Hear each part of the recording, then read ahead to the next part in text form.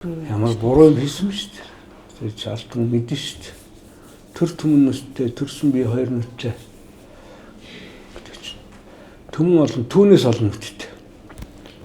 Тэр өстө үнэн шүү тийм.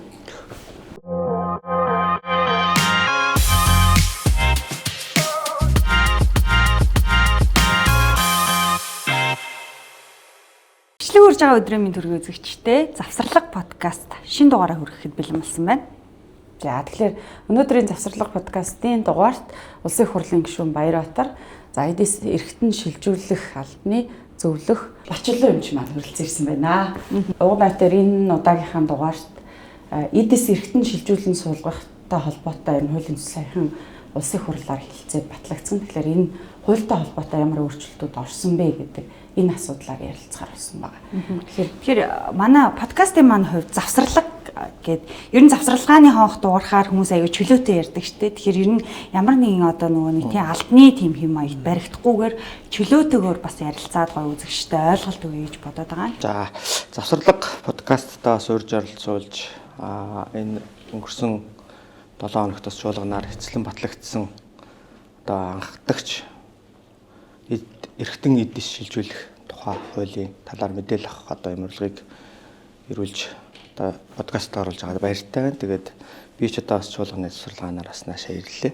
Одоо нэг парламент нэг хонх дараад алах төгшөөд гişүүд саналаа гээд хууль батлах болно гэх байхгүй юу? Хууль дараа нь яаж амьлах вэ? Амьдрал дээр яаж хэрэгжих үү гэдэг асуудал нь өөрөө нийгмийн дэмжлэг байх хэрэгтэй байдаг.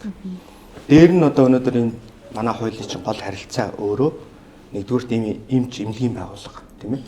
За хоёрт бол одоо реципиент буюу одоо эргэтэн хүлээж авах гэж байгаа өвчтөн. За гуравт бол одоо донор буюу энэ дотроо орчны өгч байгаа амьд донор, амьгүй донор гэдэг энэ харилцааг хооронд нь зохицуулах. Ерөөсөө хүний амьнаас аврах л хүний амьнаас өнөөдөр Монгол улс 3.5 сая хүнтэй иргэнтэй. Гэтэл энэ хүмүүс маань өнөөдөр жилд гэхэд 8200 хүн нэмж одоо хор тадраар уншлагдж байгаа. Энэ цаг үе дээр одоо бас энэ хууль бол маш чухал хэрэгцээтэй юм аа. Өнөөдөр амьгүй донороос эргэтэн шилжүүлэх нь өөрөө дэлхийд түлээмжшөөрөгдөж хамгийн эрсдэл багтаа хүний амьнаас аврах юм боломж олцоотой шинжлэх ухааны төвчөнд түлээмжшөөрөгдсөн ийм арга хэрэгслээс энийг бид өнөөдөр бас Монгол улсдаа нэвтрүүлэх юм бас зайлшгүй шаардлага байна. Дээр нь одоо манай Бачлан эмч ярих байх зүгээр анх бол эргэтэн шилжүүлэх мэт заслыг бол Монгол улс 96 онд хийсэн. За бөөрийг бол одоо шилжүүлсэн суулгахыг 2006 онд хийсэн. Тэгээ цаг үеэр нь ингээд тооцоод үзэхээр одоо өнөөдөр 2026 30 жилийн өмнө манай Монгол улс эргэтэн шилжүүлэх мэт заслыг хийсэн байгаа байхгүй. Гэтэл эрх зүйн орчин өнөөдөр ямар. Энийний хэлмэгдэлт өнөөдөр эрх зүйн орчинд дутмаг байгаагаас энэ мэдээлэл нь өөрөө иргэдэд хүртээмжгүй байсны хор уршиг эдэлсэн юм багхгүй. Тэ? Эргэтнийг шилжүүлж одоо амьгүй донороос эргэтэн авахдаа ойролцоох эддээ навж иж тэр нь дараагийн үндэ шийдэж суух боломжтой байдаг зүйлийг л хуулийн хэлтийн байгууллага мэдээж ойлгохгүй. Тэд нар бурдчлахгүй шүү дээ, тийм ээ. Иргэд өөрөө энэний мэдээлэл дутуу учраас тодорхой төвшөнд хүний эрхийг хязгаарласан ийм асуудал үүссэн. Би бас харамсч явдаг. Тэр агуулгаараа бас энэ хууль дээр бид нар амьгүй донорыг илүү олноор илрүүлэх, амьд донороо хамгаалах гол концепц. Энэний үндсэн үр дүнд Монгол иргэн эрүүл мэндийн аврах, амь аврагдах одоо энэ процессыг явах юм гол зохицуултыг хийж гисэн. Ер нь тэр нөгөө дуулиантай нэг хэрэг боллоо шүү дээ. Одоо Бачлан эмч бас хоригдоол ингээд явсан. Монголчууд тэрээ яриад тэр үеэс эхлээд ер нь нэг юм хуулийн зохицуулалт энэтэй холбоотойс зайлшгүй өөрчлөх шаардлагатай асуудал байгаа юм байна гэдэг бас ойлгож олон нийтийн анхааралд одоо очсон баг тий. Тэгэхээр тухайн үеийн хууль болохоор яг ямар хуу юм зохицуулттай, ерөнхий зохицуултайгаа байсан юм уу? Эндээс бас юм эмнэлгийн байгууллагын маань сургамж аваад ямар өөрчлөлтүүдийг хийхээр болсон юм. Одоо энэ нөгөө саяны энэ хууль батлагдах хүртэл маш олон хүмүүс одоо донор хүлээсэн байдалтай ерөнхийдөө энэ үйл ажиллагаа таг гатсан гэж сураг сонссон тийм. За завсарлага ярилцлаганд оролцуулж байгаа санаастай их баярлалаа. Тэгээ ер нь бол тэр үйл явдалтай холбоогүйгээр ер нь бол энэ Монгол улсад эргэтэн эдис шилжүүлэн суулгах тухай бие даасан хууль гарах ёстой хөрсөн аль дээр тавигдсан байсан. Тэгээд тийм ч учраас 2022 онд бол энэ бол бие даасан хуулийг ингээд санаачлагддаг асуудлуудыг бол Жим Мөрөн гишүүн одоогийн ерөнхий сайд учрал ерөнхий сайд маань бид нар одоо ярилцаад ингээ энэ анхдагч хуулиа одоо ерөн санаачлаа энийг ард олон түмэнд хэрэгтэй. Ягаад гэвэл шаардлага нь байгаад дэлхийн 93 улс оронд эрхтэн эдэр шийдвэрлэн суулгах тухай бие даасан хууль тавиад. Ягаад гэвэл цаанаа энэ тэртээ зэргүй энэ ард олон түмэн элдв янзын өвчнөр өвдөөд тэгээд тэр өвчнийг эмчлэхэд бол одоо 21-р зууны одоо анагаах ухааны салбарын хөгжлийн топ болсон энэ эрхтэн эдэр шийдвэрлэн суулгах эмчилгээг Монгол улсад хөгжүүлж хөрсөн дээр суулгахын тулд бид нэр эрхцэн орчмыг зайлшгүй хэрэгтэй байсан. Энэ бол надтай холбоотой асуудал бол тэнд бол нөлөөсөн юм бол байхгүй угаасаа л явж исэн ажил төр. Одоо бол бид нар мэдээж хууль баталчлаа гэдэг нам багаа суучих юм бол байхгүй. Улам л ажиллах хэрэгтэй. Одоо Баяр Батлагчны сан хэллээ энэ хуулиа хэрхэн хэрэгжүүлэх вэ, хэрхэн ажил хэрэг болгох вэ, хэрхэн ард олон түмэнд илүү ойлгуулах вэ, илүү олон хүнд амь насыг нь аврах, амьдралын чанарыг дээшлүүлэхийн ажил хийхийн тулд энэ хуулиа дагаж гарах журмуудаа боловсруулах хэрэгтэй. Манай хууль бол 5 бүлэг 27 зүйл 80 заалттай. Тэгээ энэ дотор бол нийтдээ бид нэг 7 журам боловсруулахаар зааж өгсөн байгаа.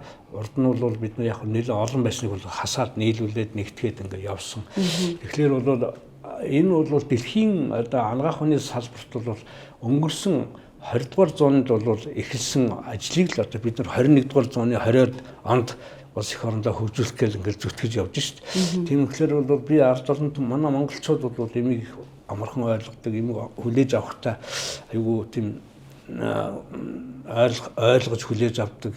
Ер нь бол их европцсан ард түмэн гэж би ойлгодгийг. Тэгэхээр бол энэ хууль бол нэг тийм ойлгоход хэцүү. Одоо амьгүй оноос эргэтэн шилжүүлэн суулгах хэлхий хаа байсан 1963 оноос хойш ингээд дэлхийд хөгжиж ирсэн юм бид нар одоо бараг л 100 жилийн дараа л хөгжүүлэх гээл ингээд зүтгэж шít. Одоо ингээд за бөөрийн донор хэрэгтэй байгаа хүн байлаа гэж бодъё тий бөөр хэрэгтэй.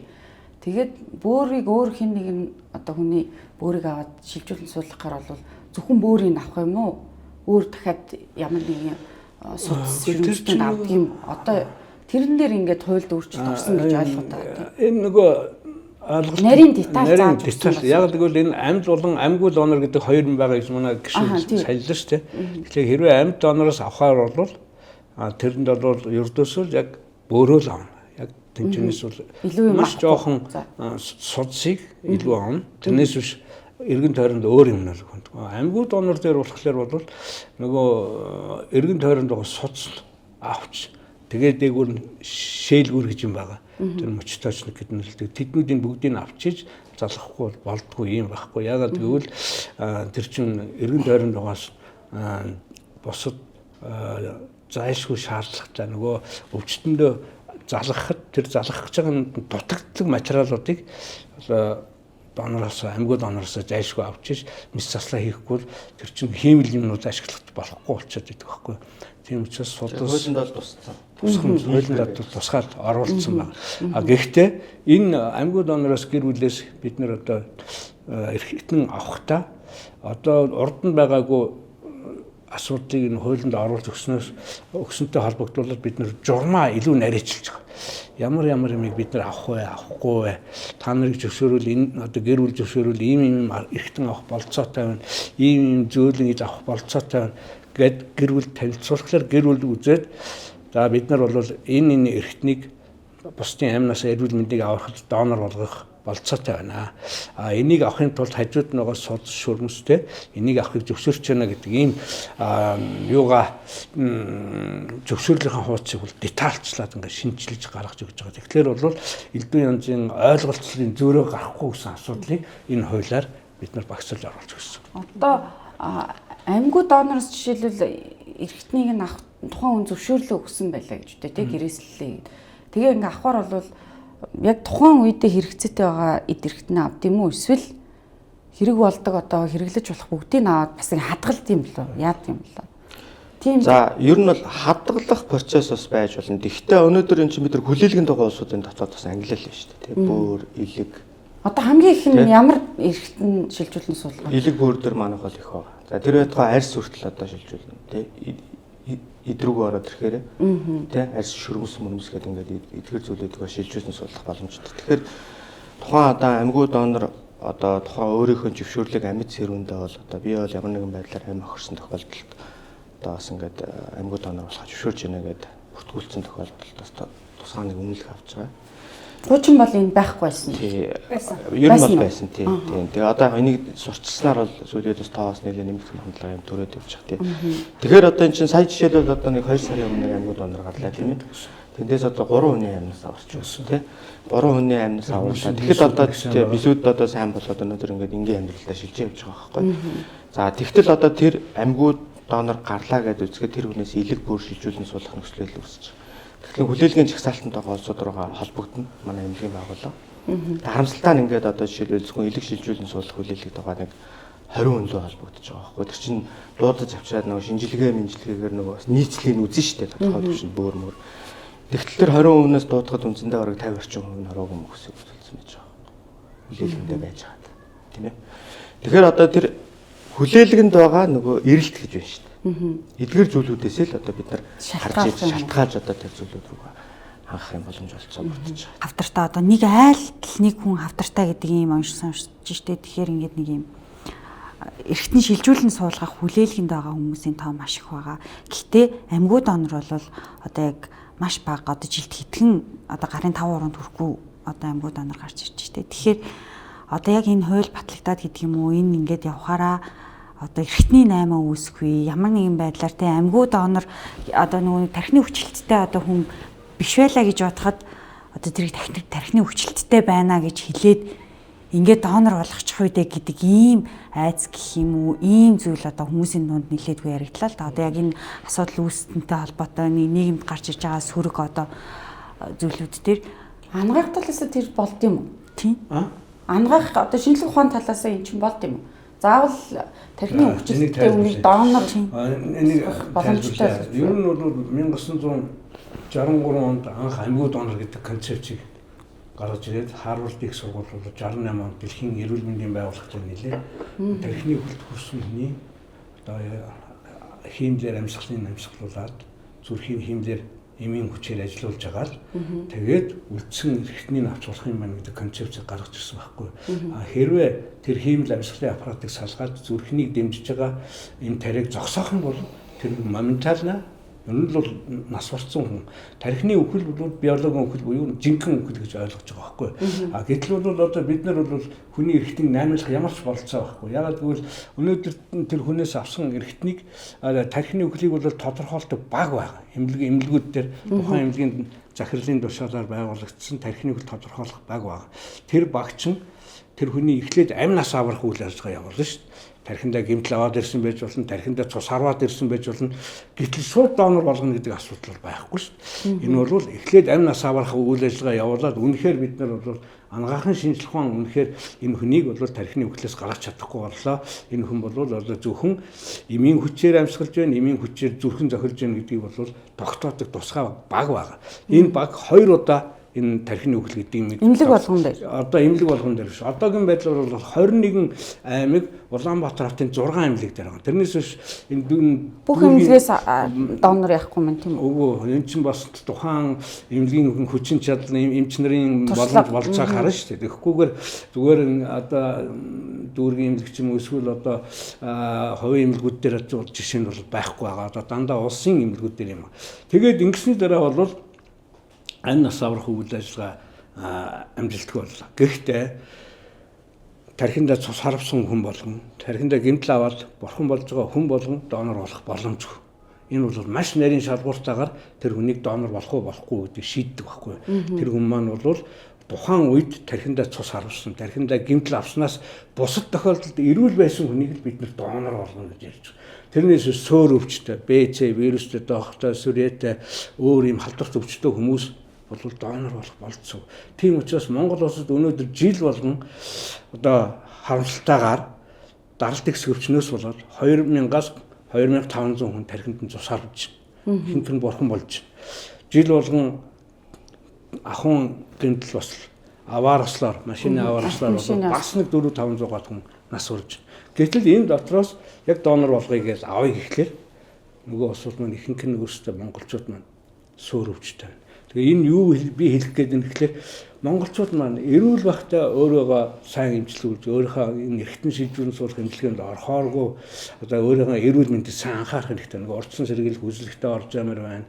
Эрт илрүүлэгтээ орж ямар байна. Эргэтэн шилжүүлэн суулгах эмчилгээнд орчлоо ингээд тартагтанд болтол явах шаардлагагүй шүү дээ. Энэ бол зөвхөн монголчуудын амьдралын хэв маягаас болж байна. Гэхдээ дэлхий дээр бол ингэж одоо эргэтэн шилжүүлэн суулгах эмчилгээ хийж байгаа 90 гаруй орн байна. Тэнд ч гэсэн бас ард иргэд нь бас ингээл хүссэн хүсээгүй ямар нэгэн байдлаар өвчин аваад тэгэл эргэтэн шилжүүлэн суулгах эмчилгээнд орж ажлын нөхцөл, амьдралын нөхцөл бас гэдэг амтай юм шиг гэдэг шиг л. Нөгөө эрчүүдээс ингээд нөгөө рандомор асуулт асуусан байгаа байхгүй тийм юм. Та машин хамгийн сүүлд хэзээ онцлогоонд оруулсан бэ гэсэн. Тэдэнд онцлогоонд оруулсан. Машин чи ямар гэмтлээ гэсэн яа. Тэр нь л жоохон дуурайд байгаа. Одоо тэрийн солимоор байна гэл тий. Та өөрөө хизээ эртэлрүүлэхт орсон бэ гэсэн чи ерөөсөө орж байгаагүй. Ингээд тэгээ одоо чинь хүмүүс ингээд манай төр одоо өнөөдөр манай хууль бол эргэтэн шилжүүлэн суулгах эмчилгээг үн төлбөргүй хийн.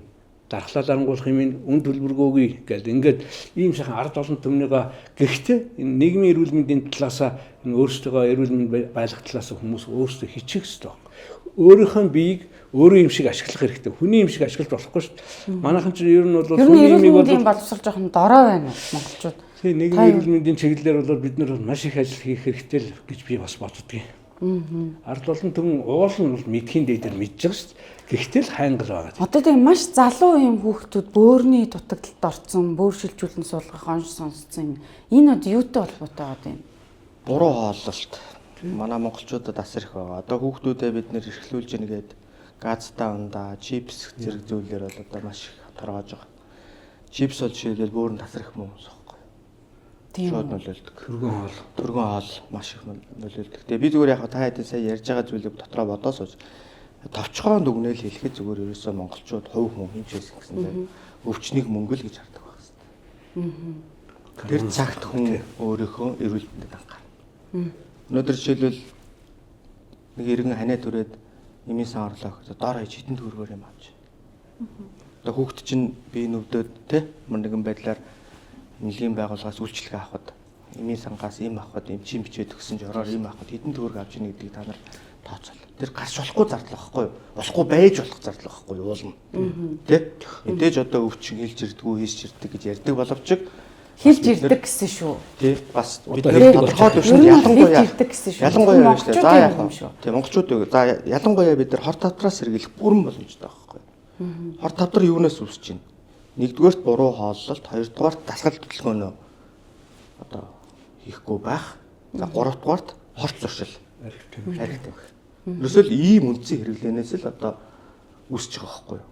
Тэгэхээр энэ гурван зүйл дээр анхаарад монгол хүн өнөөдөр өөрийнхөө эрүүл мэндэд өөрөө л анхаарна шүү дээ. Ер нь бол хинч анхаарахгүй байхгүй. Тэгэхээр энэ зүйлээ л одоо бид дотоод тохомсортаа за одоо тэгээд халааснасаа мөнгөө гаргая гэж бодож байгаа бол одоо тоохгүй гэж болно.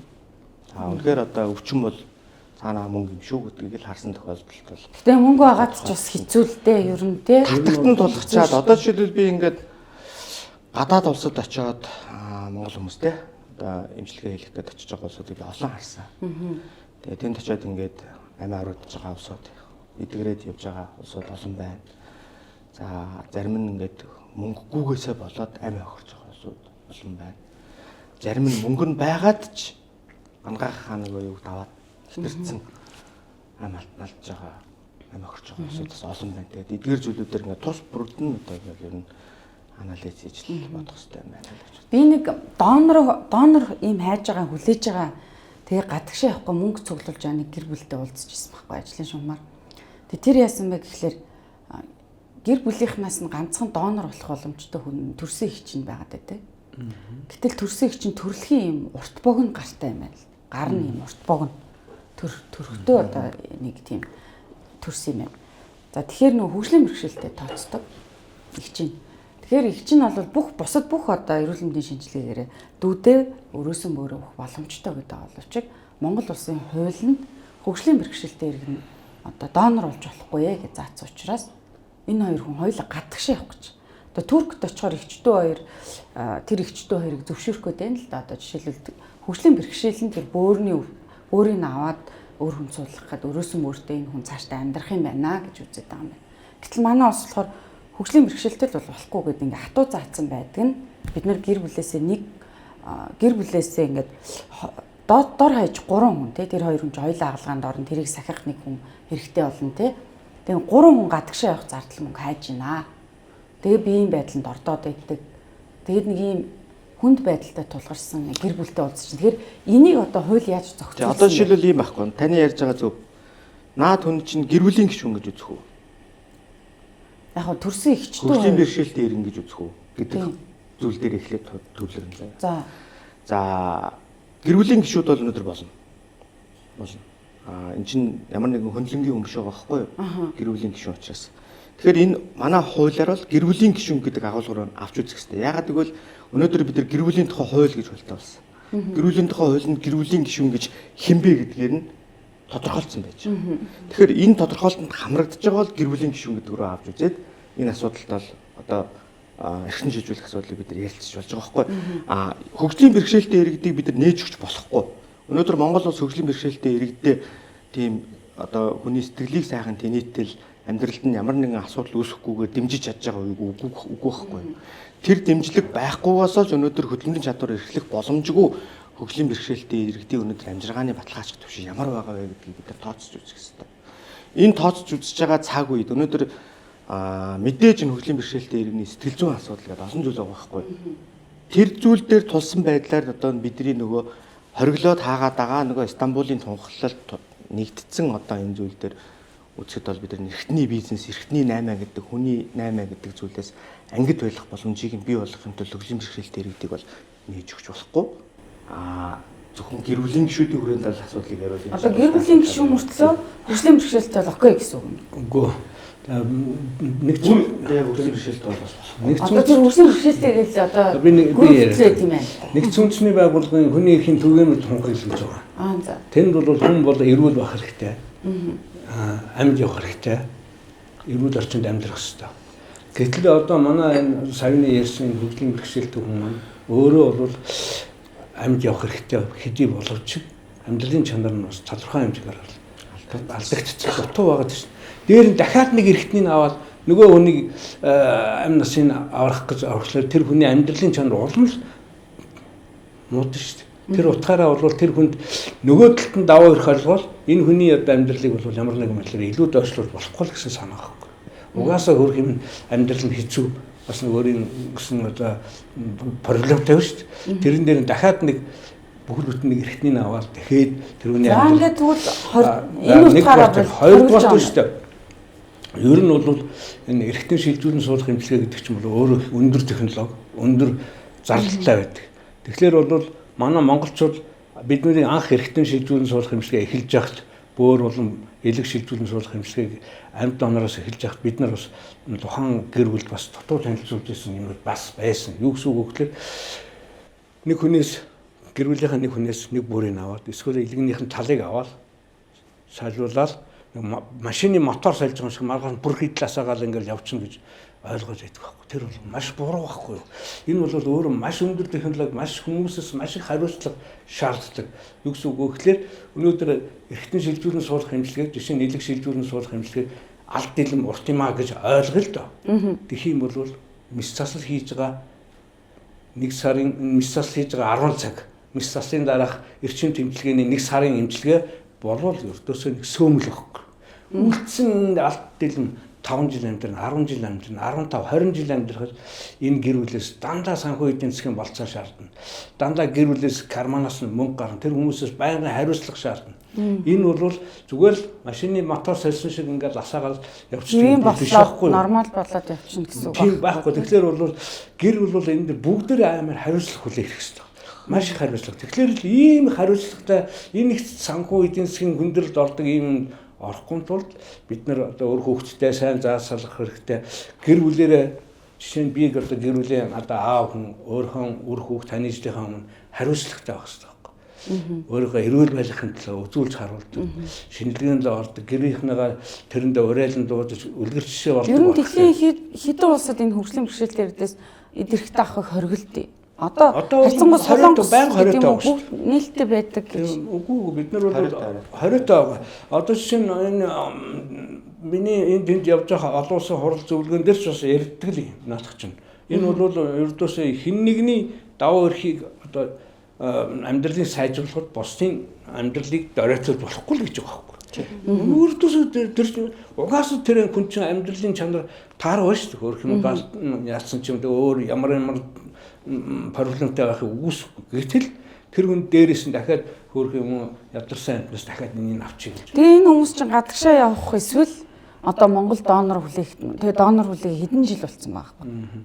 Тэгэл одоо юу яам л та тэгэл бөөр бол яг тухайн хүн ийм саналууд хэр их гарсан бэ энэ хуулийн төсөл боловсруулагч байсан. Гарсан. Иймэрхүү зүйлүүд Тийм ер нь нээчий гэсэн бодолтой хүмүүс бол нэлээд хандж ирсэн. Дээр нь одоо бас нэг насны асуудал байгаа. Одоо жишээлбэл амьд донорын хувьд бол өмнөх хууль дээр 25 байсан. Сая батлагцсан хуулиар 21 болгож бууруулсан. Гэтэл бидэнд ирж байгаа хүсэлт нь 18 гэж байна. За нэг хүмүүстэй хүүхд аавда одоо эргэтэн шилжүүлэх дормоор байна. Би 18 настай учраас насаараа бол болохгүй байна гэдэг зүйлийг тавиад та хуулиараа нээж өгөөч. Өөрийнхнээс тэр хоёул тараад байдаг. Нээж өгөөч гэдэг хүсэлтийг тавьсан байхгүй. Тэгэнгүүт нь би тухайн үед юу гэж хэлсэн бэхээр за боломжгүй гэж шууд хэлсэн. Өнөөдөр бол ер нь хэдий 18 нас өрөөд эрх зүйн бүрэн чадамжтай одоо иргэн гэж тооцогдож байгаа боловч гаргасан шийдвэртээ бүрэн хариуцлага хүлээх ийм иргэн бол биш байхгүй. Өнөөдөр сэтгэл зүйн төлөвшөл буюу хүний төлөвлөл ер нь бол дэлхийн түвшинд 25 нас гэж тооцдог. 21 нас бас боломжийн гэж. Өнөөдөр гаргасан шийдвэртээ ямар нэгэн байдлаар эргэж буцахгүй, харамсахгүй. Тий, нэг хоёр дэштэй амьд донороос ер нь эрхтэн шилжүүлэх гэдэг асуудлыг та нар ингээд өөрсдөн дээр тулгаад ив иврүүл сав сарвал хүн эрхтнээсээ тасдуулаад одоо нэг ахтаа хамаатан саад гэрүүлийнхэн гişүүдэд өгнө гэдэг бол нэгдүгээр айгүй хайрын мэдээж аймаа авах гэж байгаа тийм ээ. Одоо за гэтээ өөрийнхөө наснаас бас тий. Дараагийн асуудал нь өөрөө юу гэхээр би одоо эрхтэн шилжүүлэх мэт засалд орцсон хүмүүст асуулсан байхгүй. Ороод өнөөдөр одоо ардан дархлаа дарангуулах юм хэрэглээ явж байгаа зүйлтэй уулзсан. Тэгээд тэд нар дийлэнх нь амьд донороос авсан. За шилжүүлээд авсан. Ахтаа хамаатан цангаас одоо амьдрал байхгүй. Амьд үлдэхийн тулд одоо ихчээс хайхаасаа дүүгөөсөө хүүхдээсээ ингээд аваад эрхтэн. Тэгтээ тэр хүн өнөөдөр өөрөө ярьж байгаа байхгүй. Нэлэмсэн жилээр би тэгтээ одоо мөнгөний дарамтсан байдаг гэж байгаа. Би хүн дээрхтэй амьдарч байгаа.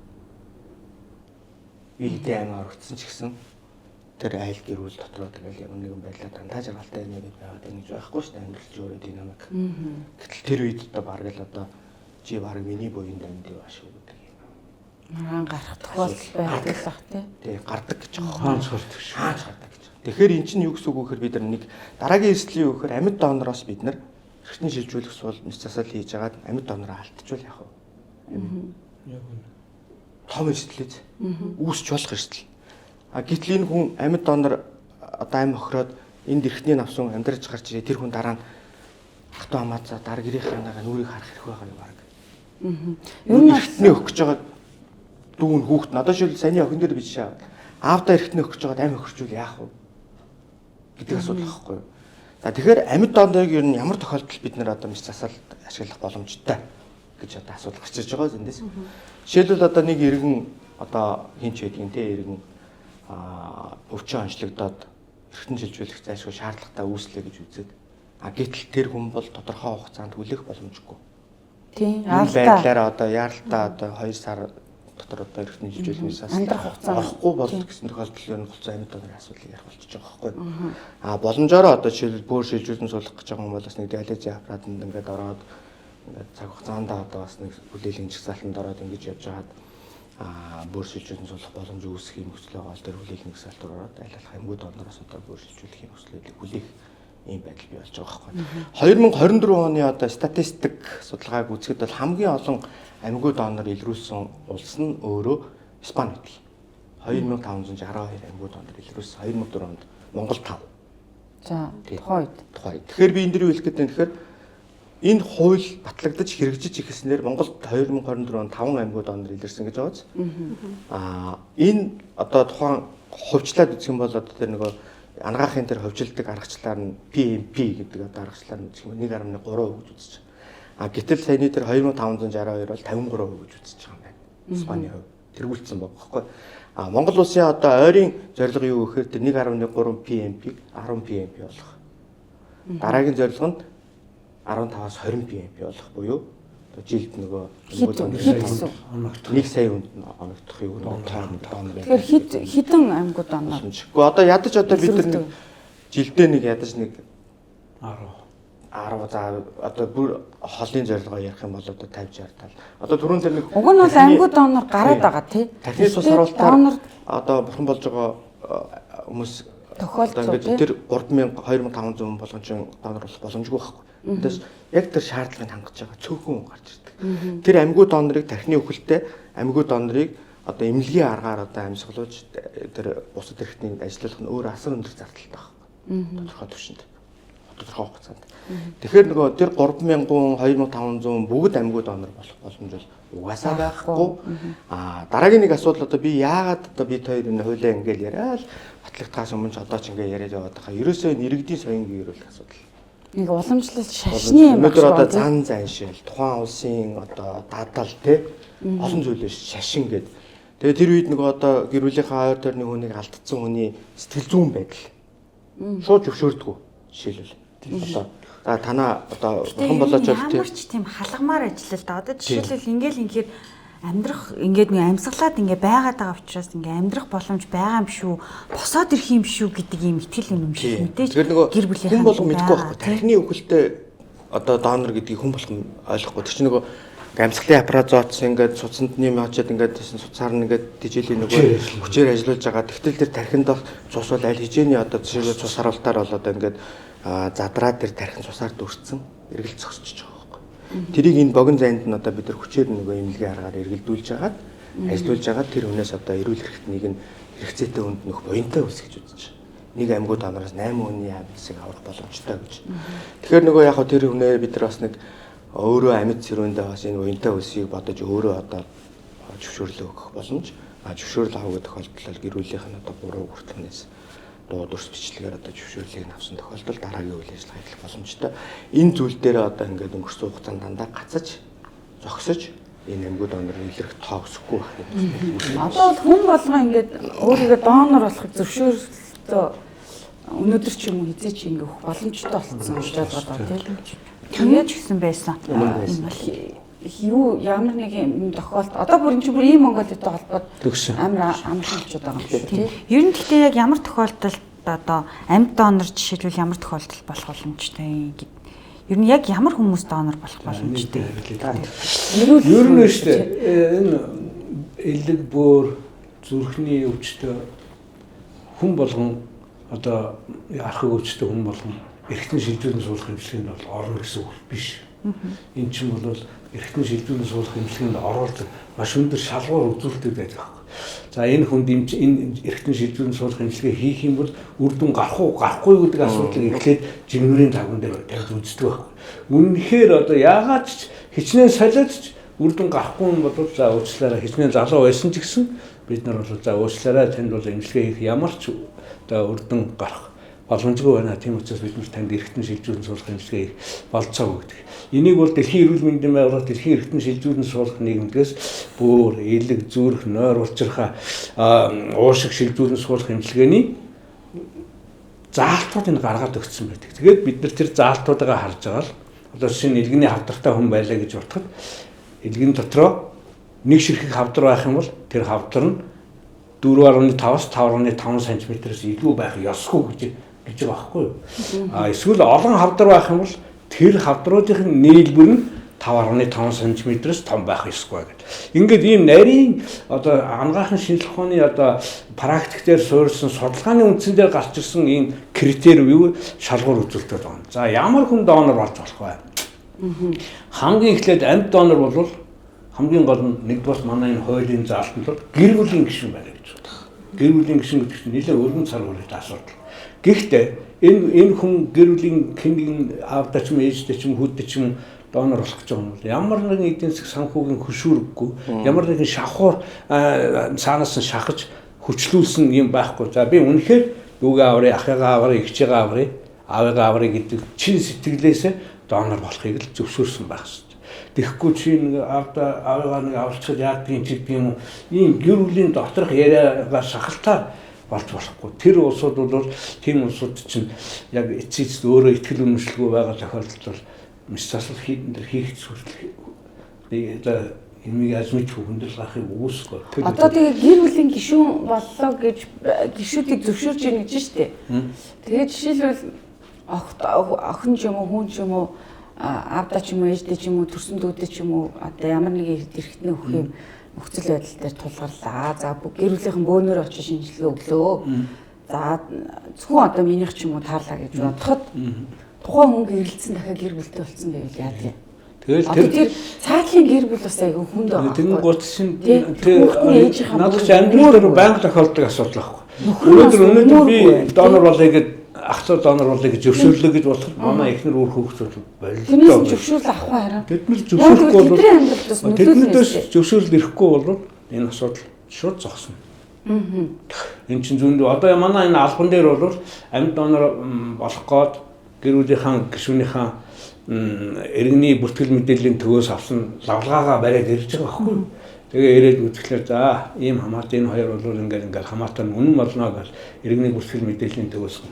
За тэнгууд бид нар материалуудыг үзэнгүүт одоо жишээ нь эхнэртэй хүн байвал эхнэрээс нь зөвшөөрөл нэрж өө, эхнэрийнх нь аав ээж нь зөвшөөрөл өгж өө, өөр хүүхдүүд нь өгж өгдөг бас заавал үүснэ. Тэгэхгүй би ганцхан зөвшөөрнө гэдэг ингээд зөвшөөрөж явж болох. Зөвшөөрлийн бичгтээ гарын сэх зураад ирсэн байх. Гарын сэх зурж батраажуулаад натратаар батруулаад ингэж явна шүү дээ. Ер нь бүх зүйл сайн дурын юмсан дээр. Гэхдээ сайн дур. Ердөөс гэхдээ тэр гэр бүл бүгдээрээ эвлэлд нь нэгдсэн л байх хэрэгтэй. Юу гэсэн үг вэ? Энэний төлөө за үнэхээр Бачлууны 8 насыг аварья. Тэрний тулд одоо ингээд бүгдээр ингээд гарчуулах эрсдлийн танилцуулдаг болов. Танилцуулах. Бүгдийг бүх эрсдлүүдийг танилцуулна. Ямар хүндрэл гарч болох уу, яаж болох уу, эрсдхийн хүртэл танилцуулна шүү дээ. Тэгээд тэр хүн бол за би ахаа аврахын тулд орноо. Манай гэр бүл маш манай нэг профессор хэлсэн. Тэр профессор дэлхийд Европт анх удаага элэг шилжүүлэн суулгах мис заслыг хийсэн профессор биднэрт юу хэлсэн бэ гэхээр та нар одоо эрхтний шилжүүлэн суулгах эмчилгээ хийгээл их мундаг гал ингээл том доктор болчлоо гэж бодоод байх юм байхгүй шүү.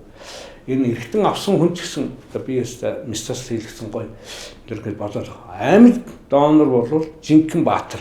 Энэ хүн өөрийнхөө амийг эрсдлийг ингээд өөрөөд өөрийнхөө одоо амь насыг ингээд хүнд даатгаад тэгээд эрхтнийхээ талыг юм уу эрхтнийхээ нэг хос эрхтнийхээ нэгийг өгж ийн гэдэг бол амьд донор бол жинхэнэ баатар гэж биднээс хэлжсэн. Амьд донор бол зөвхөн гэр бүлийн гишүүд л амьд донор. Гэр бүлийн гишүүд. Өөрөө зөвхөн Монгол улсын хууль биш. Ямар ч гэр бүлгүй өмчөө өрөөсөн хүн бас амьдрал дээр байх л та. Тэгвэл яг одоо жигсаалт л хүлээх.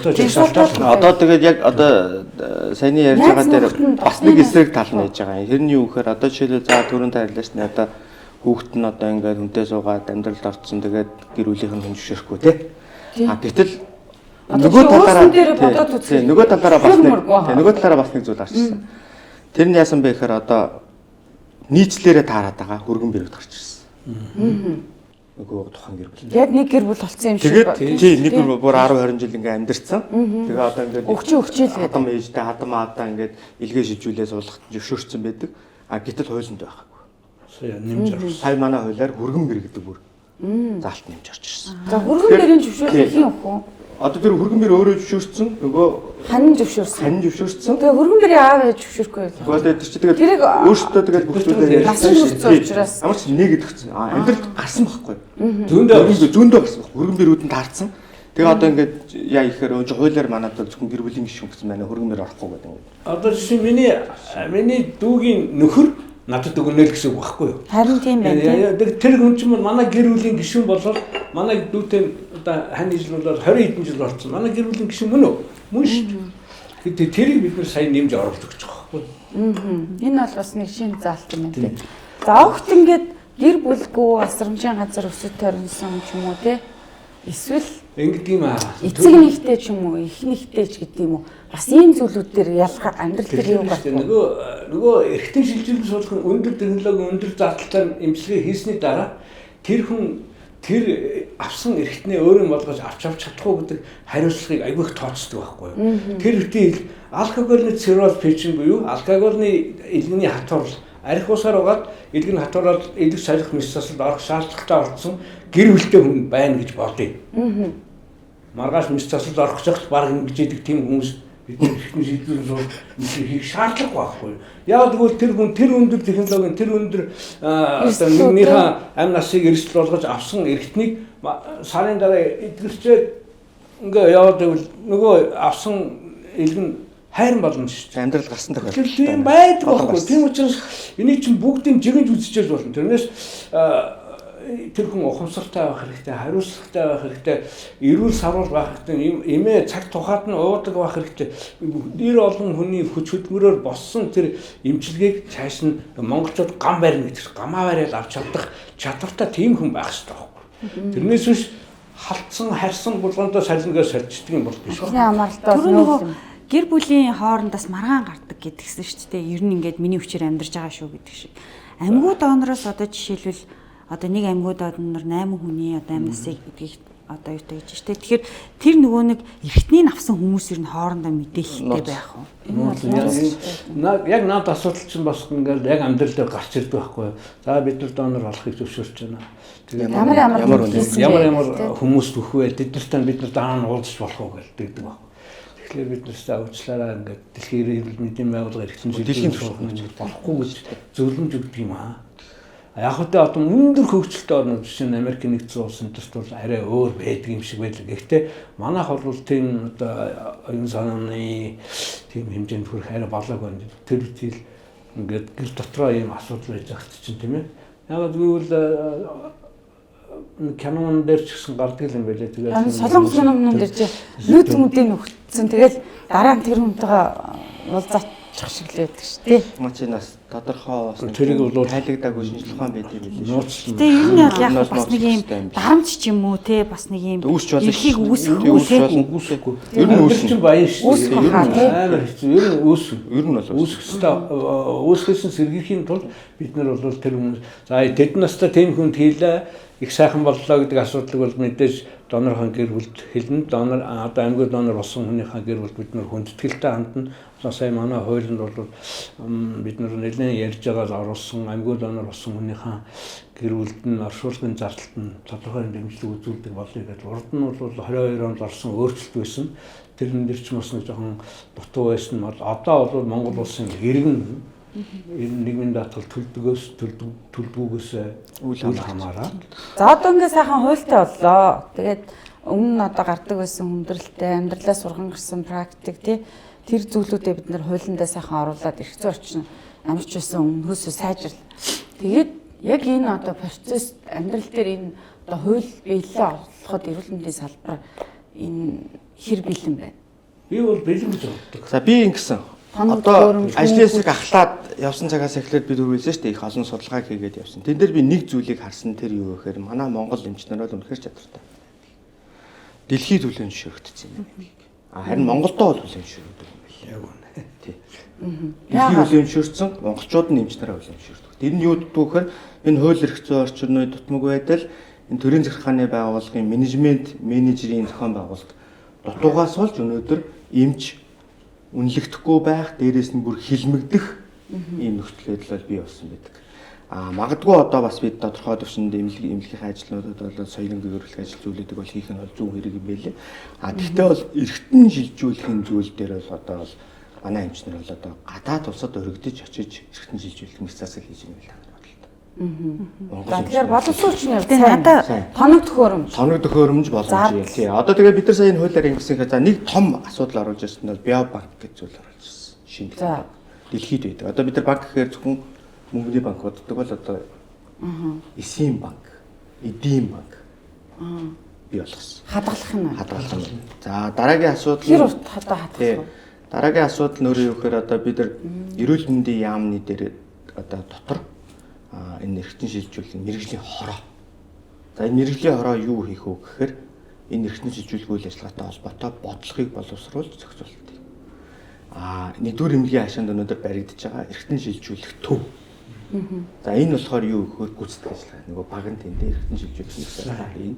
Нөгөө биобанкнд ороо байна гэх мэтлэн хадлах асуудлууд тийм. Одоо жишээ биобанкнд нь одоо юу хадгалах вэ? За дараа нь нэрээ. Бөөр хүлээж байгаа хүнтэй би уулзаж байгаа байхгүй. Нэгт 3 дахь 5 дахь диализд ордог. Тийм. За диализд орсон өдөр бол ямар нэгэн дахиад өөр одоо ажил хөдөлмөр өөр юм хийх боломж байхгүй. 2 дахь 4 дахь гээд 2 өдөр байдаг. Энэ өдөрт нь одоо тухайн эмнэлэгт эрүүл мэндэд анхаарах цаг зав байхгүй. Шинжилгээний цаг болтохгүй. Гэх мэт. Энэ эргэтэн шилжүүлэх төв баригснаар хамгийн наазахад энэ хүн бол зөвхөн тэр төвийн зохицуулалтын хүрээнд тэр шинжилгээндээ хамрагдаад диализд ороод ингээд явах юм зохицуулалтаа ордож байгаа. За биобанк бол гэсэн. За манай хуулиар ганцхан эргэтний асуудал яригдахгүй. Эсийн асуудал бас яригдаж эхэлсэн. За эс дотроо 2 янз. Бэлгийс үүдлэс. За үүдлэс гэж одоо юу вэ гэхээр одоо үүдлэс бол жишээлбэл дөнгөж төрсэн хүүхдээс ихсээс нь яг наадах чинь бодож ирсэн. Эсийг навж хадгалж болно. За дараа нь тэр хүүхэд том болоод 10 жилийн дараа 20 жилийн дараа тэр хүн эрүүл мэндийн шалтгаалтай болоо гэхэд өөрийнх нь эсээр хэмжлэх. Тэр нэг юм яригдсан тэр нэр бүр бодит одоо тийм одоо манай хууль эрх зүйн орчин бий болсон дэлхийн улсуудыг хэрэгжүүлээд эхэлсэн бид удахгүй хэрэгжүүлэх юм зорилго тавиад урдчлаа банка бэлдэж байгаа.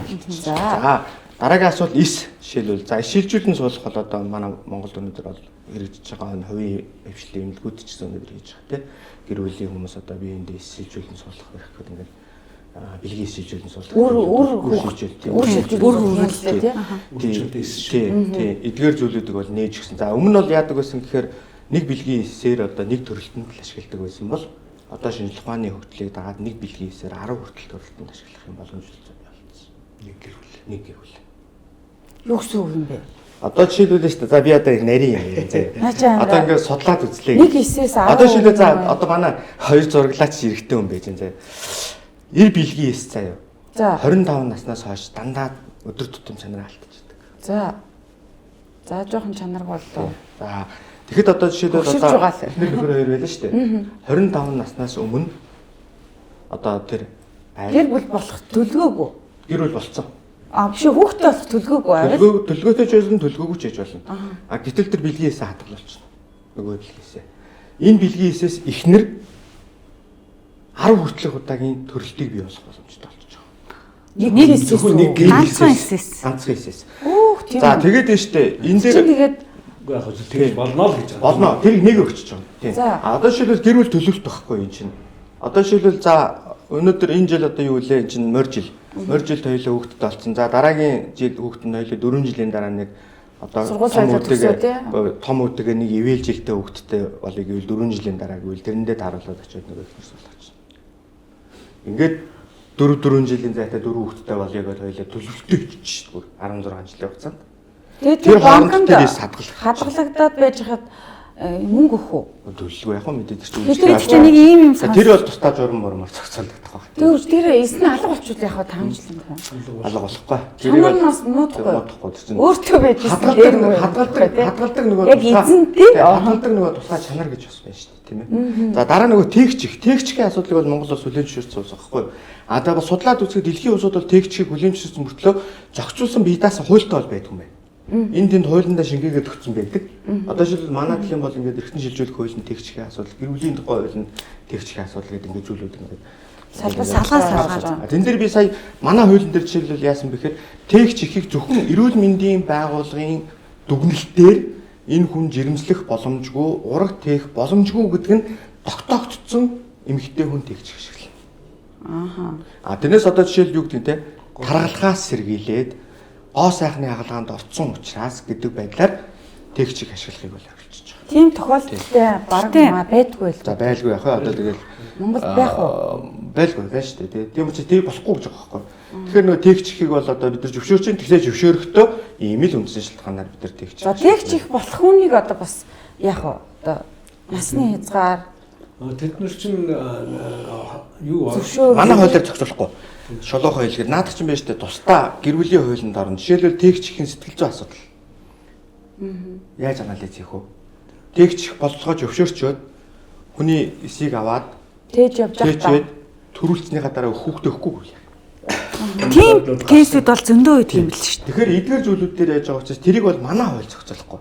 Манай хууль зөвхөн эмнэлэг зүүн асуудлаас нь зохицуулж байгаа болохоос ш тэр нийгмийн харилцааны асуудлыг бол гэр бүлийн тухай эрэгтэй эсгснээс эмэгтэй эс хадгалж болт юм уу? Эмэгтэйчүүдээс ч юм тоотой дороо дуусчдیں۔ Өндгөө эсөө. Үндгээс хадгална. Бас тэр банкнд хадгалж болох юм тийм. Манай биобанкнд Тэгээ ер нь одоо энэ эргэтэн эдис шилжүүлэн суулгах тухай хууль бол хүний одоо үр хөрвөл байхаас эхлээд ингээд уудлээс тэгэл. Уудлыснээр би бас бодоодсэн тэр одоо дөнгөж төрсэн хүүхдийн хэсэг тэндээс нь аваад хадгалаад одоо энийг ард олон түн үзэх учраас би нэг жоохон тайлбарлаж байна. Уудлыс гэж хүн бол 100 тэрлион их 89-ээс бүрддэг. Одоо насанд хүрсэн хүн. Тэгээ хүн бол 9-ээс бүрдэх нь шүү дээ. Тэр одоо эргэтнийдөө чинь одоо 9 бүрдүүлж шүү дээ. Гэтэл хүний бие дотор ямар нэгэн үүрэг даалгавар хүлээгээгүй чөлөөтэй ингээд байж идэг, ажил хийхэд бэлэн болцсон эс байдгийг 1982 онд судлаад 86 онд бол энэ эсийг ялгаж гаргаж ирээд энэ одоо үүрэг даалгавар өгөх юм бол хүний одоо өвдсөн гэмтсэн эрхтэн сэргээж болдсон байна гэдгийг тогтоосныхаа үндсэн дээр 1992 онд Нобелийн шагналыг хүртсэн хоёр эрдэмтэн байгаа байхгүй Япон болон Англи. Тэгэхээр юу гэсэн үг гэхээр тэр хүнд байгаа уудлыс гэдэг чинь бол чөлөөт завтаа юу ч хийхэд бэлэн байгаа тэрийг уудлыс гэж нэрлээд англиар бол эстинсэд орсоор бол стволовый клетка гэж. Тэгээд тэрийг нээсэн улсууд нь бол Нобелийн шагнал аваад тэгээд тэр одоо тэр уудлысыг хүнээс нь өөрөөс нь ялгаж аваад эсвэл дөнгөж төрж байгаа хүүхдийн хүн цус хүн эдийг авъя. Тэр хамгийн сайн залуу уудлыс хаана байдгийм бэ гэдгийг судлаад үзэхлээр дөнгөж төрж байгаа эхийн эхс дотор хүн цусан дотор бол хамгийн залуу хамгийн сайн уудлис байдгийм байна гэдгийг бол тогтооцсон байхгүй. Тэгэхээр бол энэ уудлисыг ашигласнаар ирээдүйд өнөөдөр одоо 21 дугаар зууны 26 дугаар он гэхэд дараагийн 50 жилд бид нар өнөөдөр эмчилж чадахгүй байгаа 100 гаруй өвчнийг эмчилдэг болно гэж эрдэмтэд ингэж юу өгч байгаа байхгүй юу? Биднэрт итгэл найдвар өгч байгаа. Өнөөдөр жишээ нь манай улсын 1-р зууны цусны чүмэг шилжүүлэн суулгах баг байна. Оюун дэлгэр эмч ахалсан. Эдгээр маань бол цусны хавдартай хүүхдүүдийг яснаас нь уудлысыг ялгаж аваад цусыг угааж цэвэрлээд химийн аргаар хавдрыг устгаж агаад буцаагаад нөгөө уудлысыг хийгээд ясны хавдартай хүүхдүүдийг эмчлээд 1 жил амьдрах хугацаанд 100% амьдрах хугацаатай 3 жил амьдрах хугацаанд 90% амьдрах хугацаатай ингээд ийм үр дүнтэй эмчилгээ хийгээл байж шүү дээ.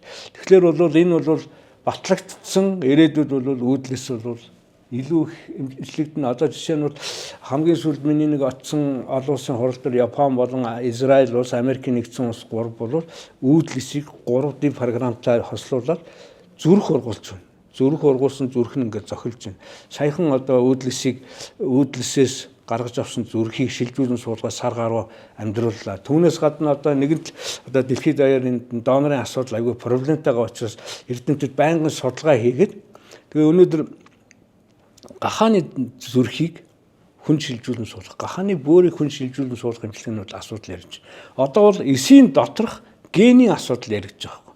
Гений инженерчлэлийн асуудал яригдж байна. Юу гэсэн үг гэхээр тэр гахааны ген хүний генд тохирохгүй юмуд байвал тэрийг дасалж авч хүний гентэй адилхан ген суулгаж агаад нөгөө гахааныхаа бөөрийг хүнд суулгах, зүрхийн суулгах асуудал яригдаад эдгээр маань бол аюул өндөр одоо үр дүнтэй явж шít. Ирээдүйд бол зайлшгүй одоо хүнээс эргэтэн авах асуудлыг бол 2 дугаар игнэнд тавиад тийм ийм байдлаар бүтээн эсвэл амтнаас запастай болох гэдэг юм шиг. Запастай болохын төлөө одоо эрдэмтэд хийж байна. Тийм ч учраас Монгол улс одоо 2 жилд нэг удаа International Congress of Organ Transplantation гэдэг хурал болдог. Энэ хурал маань одоо 6 сарын 4-өөс 6 сарын 6-ны хооронд энэ жил бол одоо зохиогдно. Өнгөрсөн 24 онд бол манай алба зохион байгуулсан 16.20 хэдэн эрдэмтэн ацарсан. Энэ жил бол хавдар судлалын үндэсний төв зохион байгуулах гэж байгаа. Одоо хүүхдэд яадаг юм бол? Хүүхд ингэсэн. За ер нь бол одоо би нэг тодорхой нэг юм ирэхэд за амьд донор бол 21 нас. За амьгууд донорт бол нас заахгүй. За энэ юу гэсэн үг вэ гэхээр хүүхдэд эрхтэн шилжүүлэх боломжийг нээсэн гэсэн үг байхгүй. За бэлгийс 18 нас. Ингээ наснууд бол ерөөсөө юм тодорхой байна. Тэгэхээр өнөөдөр одоо та нар эхний л хаст очиод хор тавтаар өвчлсөн хүүхдүүдтэй суулцсан байна. Нүд талтрам те өрөвдөд өөрөвдөд. Тэгэхээр тэдгээр хүүхдүүд бас эрхтэн шилжүүлэхийг манай хууль эрх зүйн орчноор бас нээгээд өгсөн гэж хэлж болно. Тэгээ хор тавдартай холбоотой зүйл нэгэнт ярьсных ерөн зүгээр сая манай ачлын хэмжээлүүд яг эргэтэн ургуулад ингээд солих эргэтэн талаас нь л ярьслаа. Би нодлог нэг Америкийн нэг эрдэмтэнтэй уулзахгүй яг энэ үйл ажиллагааг харчаад Тэгээд уулзаа тэр хүн ямар туршилт хийсэн бэ гэхээр өөрийнх нь эрүүл хэсийг аваад өөрөөс нь одоо насан турш наадтай хүнээс те эрүүл хэсийг аваад өөрийнх нь нөгөө хор тавдрын хэсийг бас аваад. За. Тэгээд нөгөө судалж үзээ. За энэ хор тавдрын хэс бол ийм юмар өгөх юм байна гэдгийг үзээд. Тэгэнгүүтээ энэ өөрийнх нь хэсийг нөгөө хор тавдрын хэсийг устгах юм нөгөө юу вэ? Мутацид оруулаад буцаагаад өөрлөн шахсан байгаа юм. За. За тэгсэн тэр бол амжилттай болсон гэж байгаа юм. Амжилттай болсон нөхөр нөгөө хор тавдрын эсвүүдэн чи идсэн гэж. Нөгөө Орсын хэсэг. За. Тэгээд амжилттай болсон гэж байгаа. Тэр нь яасан бэ гэсэн чинь нөгөөдөл маань дахиад үргэлжлүүлээд эрүүл хэсэг гэдэг гэсэн юм. Муу яна амраа. Тийм. Тэгэхээр одоо би яах ёстой вэ гэдэг тэгэхээр ерөөсөө энэ зөвхөн энэ эсээ иддэг хэмжээнд л мутацалж програмчилж энэ эсээ оруулах ёстой юм байна гэж ярьж байгаа байхгүй. Тэгэхээр энэ юу гэсэн үг вэ? Би тэндээс хүний эсийг гаргаж аваа шинжлээд ийм эсийг ийм эсээр устгах юм байна гэдгийг тогтооход буцаагаад бүр одоо тэрийг баг энэс илүү идэж болохгүй шүү гэдгийг хүртэл ингэж програмчилдаг болчих юм байна гэдгийг би тэндээс мэдж авсан байхгүй. Тэгэхээр яваанд энэ юу гэсэн үг вэ гэхээр хорт хавдраар үүдл эсийг бид улс их орондоо өндөр түвшинд хөгжүүлж чадах юм бол хорт хавдраар хүн амь охирохгүй болно гэсэн үг.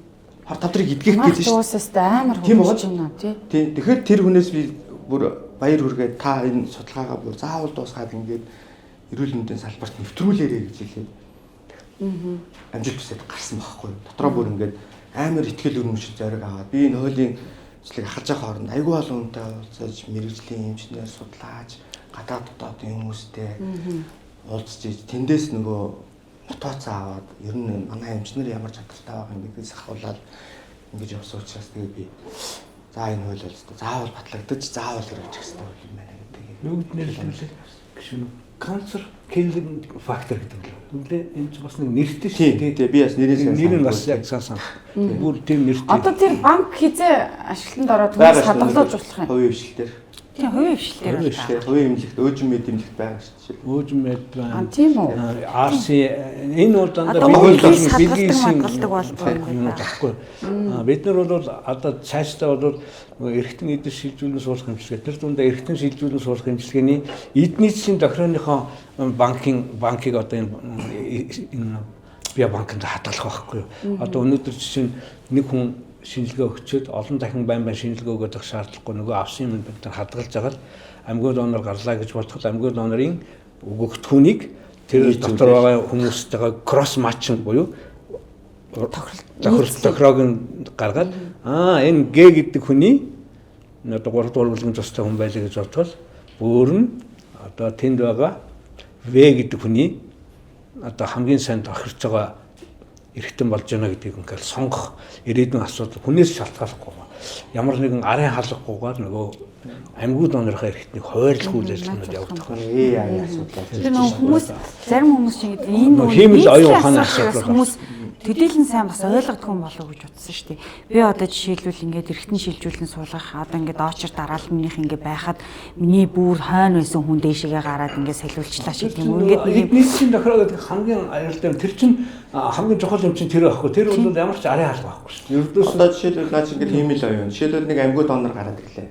Энэ амьгүй донорын үзүүлэлтийг бид нөгөө жагсаалт байгаа шүү дээ захин дээр. Тэрэн лөө оруулаад. Тэн дээр ч бүх хүний нөгөө мэдээлэл хийж байгаа шүү дээ. Тэрэн дээр оруулахад л AI тэн дээр шууд энэ энтэй нийцнэ гэх. За одоо ингээд мэдээж эмчнэр маань ажиллаа ихэд ур чадвар сайтай байна, танах төхөөрөм сайтай байна, хууль байгаа юм байна.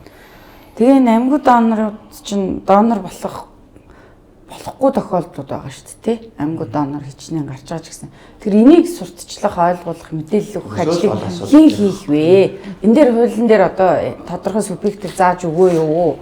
Олон нийтэд одоо жишээлбэл цусны донорын хувьд бол тий ингээ маш их сурталчилгаа явдаг шүү дээ. Хүн тэдэн удаа цусаа өгөх юм бол тэдэн үний амийг авардаг. Та цусаа өгснөөр таны бие муудахгүй илүү одоо сайжирдаг ч гэдэг юм уу тий гих мэтчлэн. Гэтэл тэр тархины өгүүлэлтээ буюу тэр амьгүй донорыг ямар нэгэн байдлаар тоогийн нэмэг зөвшөөрөхийн тоогийн нэмэгдүүлэх ч гэдэг юм. Одоо яг ингээд хүсэлтэд өгсөн ч гэдэг юм хүмүүс хэд байдгийг 6500. Ааха. Энэ бол нэмэгдэж байгаа юм уу? Хэзээ нэгэн цагт надад одоо одоо биний амнаас ингээ хохирох юм бол би бусдын амнаас эргүүлэндийг аврахад билээ ингээд 6500-аар иргэн өнөөдөр донор болохоо илэрхийлээд ийм Монголигаар донорхон одоо картыг захин үнэлгээ авсан юм байна. Тэгээ энэ бол олон нэмэгдэх байх гэж бодож байна. Гэхдээ мэдээж одоо энэ ингээд итгэл үнэмшлийн асуудал их байна. Итгэл үнэмшлийн асуудал. Эцээц бол түрүү манай монголчууд бишрэлгийн авдаг шүү дээ. Хэрэгтэй байна. Монголчууд эмч нартай итгэдэг. Галаад дачглаар галаад эмчийн хэлсүү баг хууль шиг болчиход идэг. Уул нь 90 оноос өмнө социализм гэж ярьдаг үед эмч хүний хэлсүү хууль байлаа шүү дээ. Яг одоо тэр шиг одоо Монгол эмч нарын хэлсүү үгэнд эмч одоо манай монголчууд одоо эмч нарыгаа хүндэлдэг, хайрладаг. Эмч нарын ч гэсэн ёс зүйтэй байдаг, ажлынхаа төлөө лам битээдэг гэсэн ингээл өвдгөө тохиол гардаг юм шиг тий. Ламд үзүүлсэн чинь одоо яамаа соёлын гэрүүлэх ажлыг бол ер нь штэ за тэргүй игнэнд бол одоо мэдээж төр хийх хэрэгтэй. За нийгэм тусдаа үйл ажиллагаа явуулдаг төрийн бус байгууллага хийх хэрэгтэй.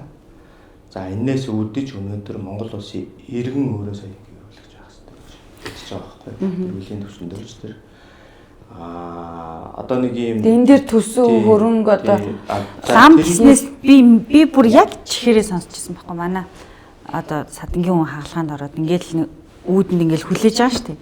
Гэтэл энэ талд бас нэг айлын одоо бас хүн хаалгаанд орчихсан байхгүй. Тэгээд тэгсэн чинь эмч нь гарч ирэл хаалгаа амжилттай боллоо гэж эмч өвг нь хэлээл орж байгаа юм. Тэгээд тэгэн гутал өөстэй амжилттай болсон байна гэж чинь одоо нөгөө лам багш руугаа залгаж баярлаа гэдгийг хэлье гэж байгаа юм. Тэгэд яг нөгөө нэг хаалгаа хийгээд байгаа эмчтэй баярлаагаа хэлэхгүй жиж өө за одоо нөгөө лам багш руугаа залгая. Багш руу залгаж баярлаа гэдгийг хэлье гэдэг. Эмчлүү ламд баярлав гэдэг үг байна шүү дээ. Тийм.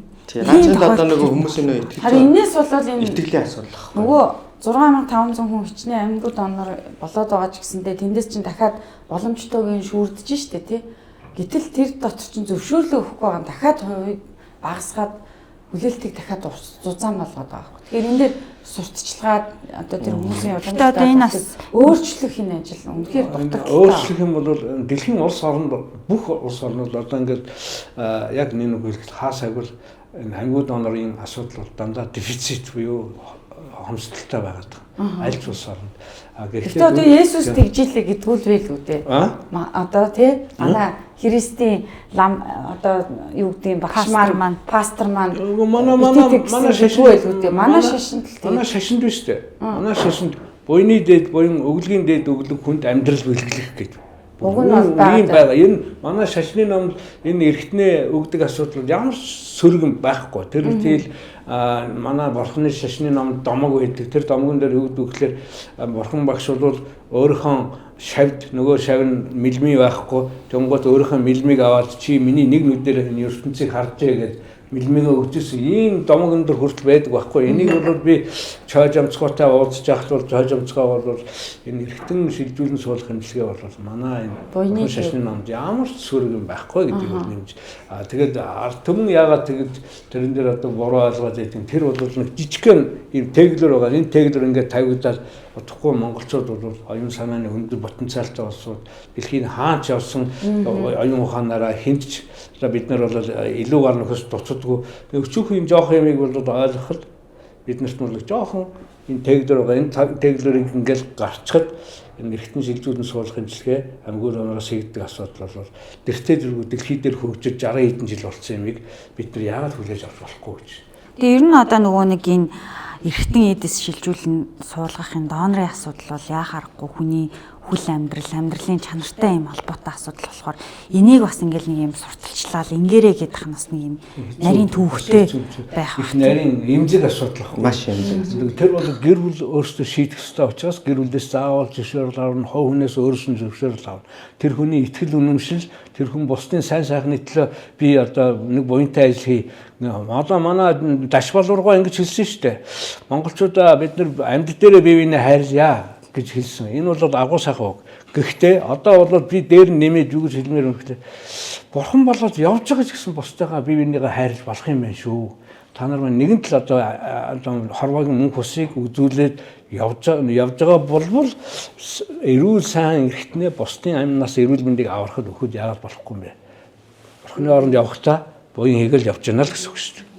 Энэ нөгөө наад захын ангаахын ч гэдэг юм уу шинжлэх ухааны ч гэдэг мэдлэгтэй л байхад окей байх асуудал байгаа байхгүй тийм. Энэ зохицуулалт өөрөө бас яг ийм нарийн байх бах тий. Тэгэхээр одоо бидний яриаггүй гэдэг юм уу тий. Одоо шинээр одоо батлагдсан одоо энэ зохицуулалтын донд онцлог тийм зүйлүүд юу байгаа вэ? За манай энэ ч одоо бас нэг онцлог юм бол да энэ тусгай юм бол бараг байхгүй.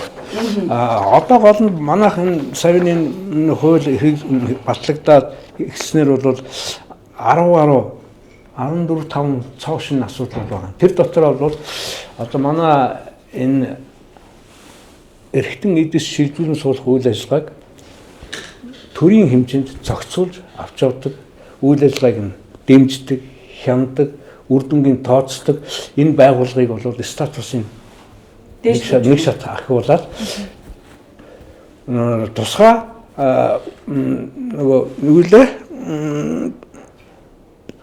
тусгай мэргэжлийн төв болгосон байхгүй. Тусгай мэргэжлийн төв гэдэг чинь бол одоо энэ одоо эрхтэн эдис шилжүүлэн суулгах үйл ажиллагааг зохицуулах албаны маань статус бол нэг шат дахиж байгаа. Энэ нь бол бид нар бол яг төрийн өмнөөс энэ үйл ажиллагааг бол ард олон түмэнд зөв таниулж ойлгуулж явах эрхтэн эдис шилжүүлэн суулгах хэмжлэгээ хийж байгаа байгууллагуудынхаа үр дүнг тооцдог, хяндаг, эмч эмнэлгийн ажилчдын ёс зүйн асуудлыг бас хяндаг, тэд нартай дэмжлэг үзүүлдэг. Түүнээс гадна эрхтэн эдис шилжүүлэн суулгах хэмжлэгийнхээ хэрэгцээ шаардлагыг бодож тухайн үеийн эмчилгээнд шаардлагатай багц төлөв төхөөрөмжийг захиалах, эмч эмнэлгийнхаа мэргэжилтнүүдийн ирээдүйн сургалт судалгааны асуудлыг дэмжиж өгөх залуу үеийг бэлтгэхэд бол одоо энэ төр бол энэ албанд өөрийн нөгөө та наадхаа хийн шүү гэдэг ингээд албацуулаад өгчөж байгаа байхгүй. Тэгэхээр бол эрүүл мэндийн яам бол мэдээж дээдлэлт нь байгаа нь байна. Гэхдээ энэ одоо газар болвол энэ ажлыг ингээд үргэлжлүүлж ингээд хийж явах хэрэгтэй. Ард орон түмэнд хүрэлцээтэй чанартай эмчилгээ хийх төлөө ингээд явах хэрэгтэй юм болох юм байна. Хяналт тас гэж сайн байх бах тий. Одоо ч байгаа л да. Гэхдээ хардлага байгаа учраас би нөгөө түрүүнээс асуугаад байгаа нь ингээд зүгээр амьдрах боломжтой үедээ л ингээд донор болгочих юм асуудал үүсэхгүй. Эсвэл хин нэгэн одоо тийм байхгүй. ч юм уу тий. Манай хуулийн дээр одоо бас ер нь эмнэлгийн байгууллагын эмнэлгийн ажилтны ёс зүйн асуудлыг бас нэлээ тавьж өгч байгаа. Энэ эрхтэн шилжүүлэх мэс засаал энэ тархины өвөлтэй донорыг илрүүлэх баг гэдэг эдгээр чинь маш өндөр ёс зүйтэй хуулийн хүрээнд үйлчлэл явуулна. Энийг зөрчүүл мэдээж одоо хуулийн өндөр хариуцлага хүлээнэ гэдэг асуудал байгаа учраас энэ асуудлыг бас манай хуулийн ёс зүй талаас нь бол тусгаж. Тэгээд эрхтэн эдис шилжүүлэн суулгах хэмжлэгийг манай энэ Монгол улс хийж байгаа эмнэлгүүд Монгол улсын хуулийн хүрээнээс гадна Монгол улсын энэ хууль маань Дэлхийн эрүүл мэндийн байгууллага, Дэлхийн эрхтэн шилжүүлэн суулгах нийгэмлэг Истанбулын тунгалгаас гарсан 11 ширхэг шаардлага байна. Тэр шаардлагад нийцүүлж манай хууль гарсан байхгүй. Тийм учраас хүн болон хүний эрхтний 8-ны асуудал бол ердөөсөө байж болохгүй. Манайд бол одоо жишээ нь одоо Индонез ч юм уу, Филиппинд ч юм уу ямар нэгэн байдлаар эмнэлгийн бус газар эрхтний наваад бусдад шилжүүлэн суулгах юм 8-ны асуудал Монголд бол байхгүй. Тийм болцооч байхгүй. Тийм одоо ямар нэгэн орчин байхгүй. Тийм учраас бол энд бол баттай байж болно. Хизээж хүн болон хүний эрхтний 8-нд Монгол улс бол одоо татан орохгүй. Яагаад гэвэл бид нар бол тэр Истанбулын тунгалалд бол 2018 онд инсээд ингээд энэ өдөр тэр тунгаллын дагуу бас хамгийн сайн эмчилгээ үйлчлэгээ хийж байгаа улс гэдгийг бол Дэлхийн эрүүл мэндийн байгууллага Дэлхийн эрхтэн шилжүүлэн суулгах нэг хүлээн зөвшөөрсөн түр манай гишүүнэлсэн манай эмч нарын хийсэн эмчилгээний үр дүнг дэлхийд тоогоод ирсэн. Үнэхээр одоо сүүлийн одоо 5 жилд бол энэ хийж байгаа эмчилгээ бол үнэхээр топ байгаа шүү.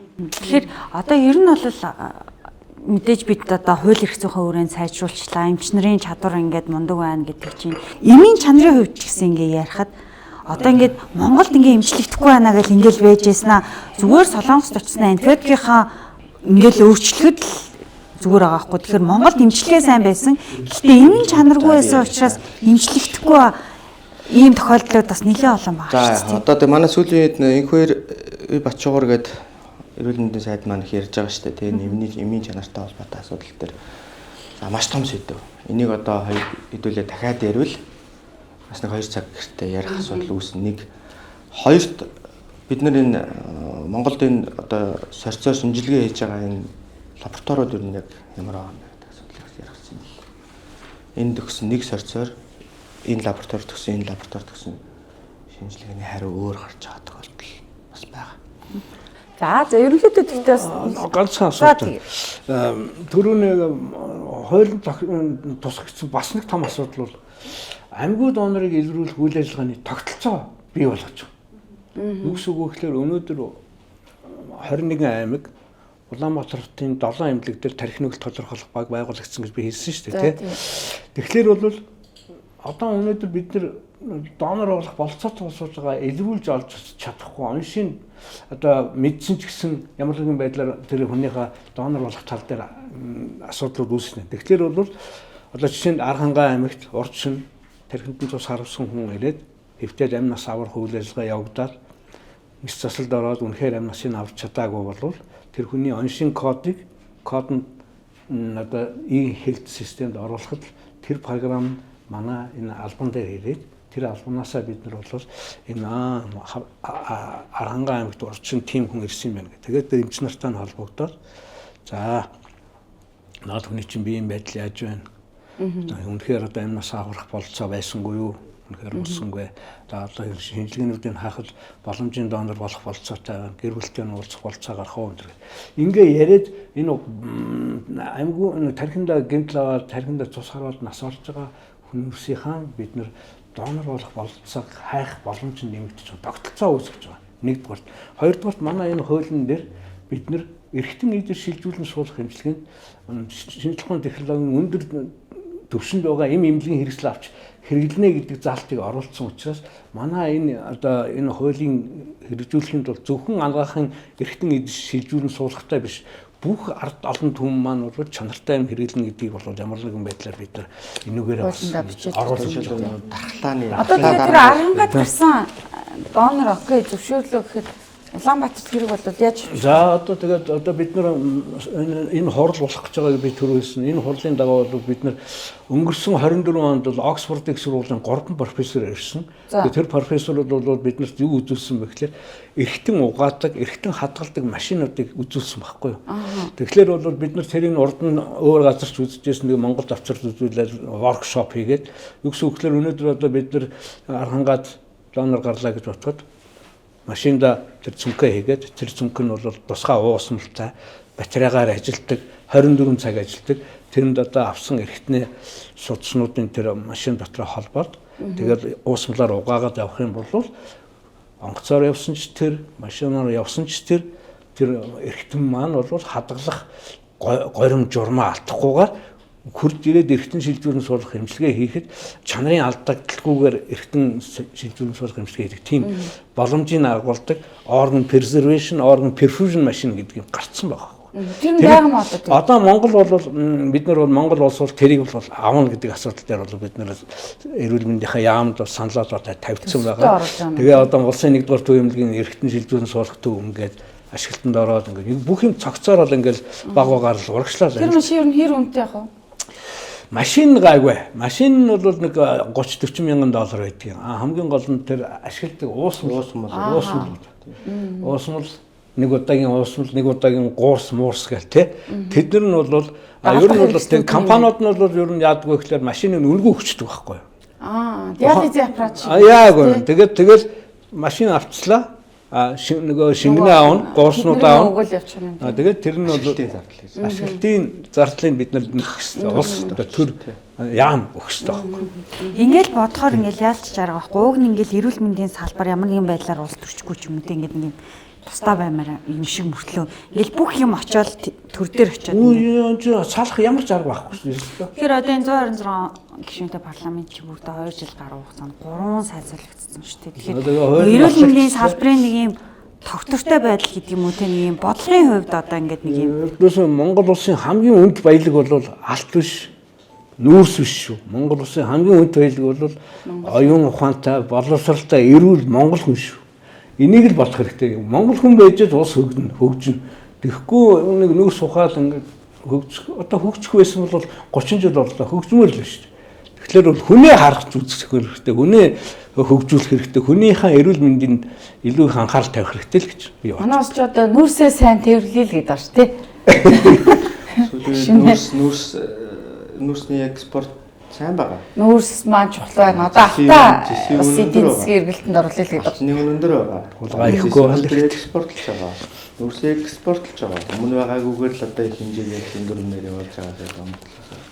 Энэ Гэтэ ер нь одоо ингээ харахаар нүүрс хамгийн одоо экспортын хамгийн дээд түвшин байна. Хамгийн өндөр үнээрээ гаргаж ийн гэдэг юм хүртэл төсвийн алдагдлын бүрэн гэдэг чинь. Тэгсэн мөртөө төсвийн алдагдлуудээ.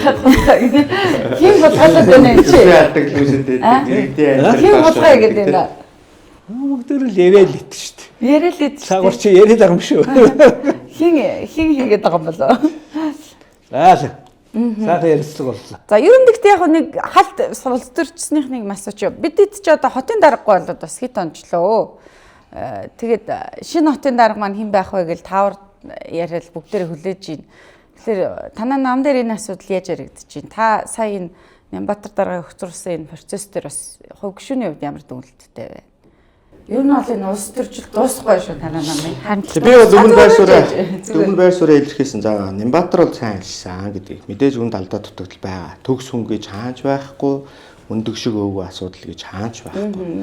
Тийм учраас одоо бас өмнөх одоо хотын даргуудтай харьцуулаад ажиллахад бол Нямбатар бол бас энэ хотыг нэг арай өөр түвшинд авчиж гэдэг байдлаар зөрөгтэй шийдвэрүүд гаргаад явсан. Гэхдээ энэ талтаа нөгөө талтаа бас нэг алдаа дутагдал нь өөрөө юу юм бэ гэхээр мэдээлэлээ дотоод бол нэг өгсөн болов уу гэж би өөрөө харж байгаа. Жишээлбэл туулын ордны замыг барих гэж байгаа бол ямар их усүрээр хэдэн төгрөгөөр яаж яагаад Уулын яриад байгаа автол. үгүй мэдээлэл би бол дутуу өгсөн гэж харж байгаа. Гэхдээ бол яг бас энэ зоримог шийдвэрүүд гаргаад ингээд явж байгаа зүйлүүд нь өөрөө энэ хотыг бас нэг өнөөдөр жишээл өнгөрсөн жилийн агарын бохирдлыг хэлбэл Улаанбаатарчууд нүдэрээ харсан шүү дээ. Тийм ээ?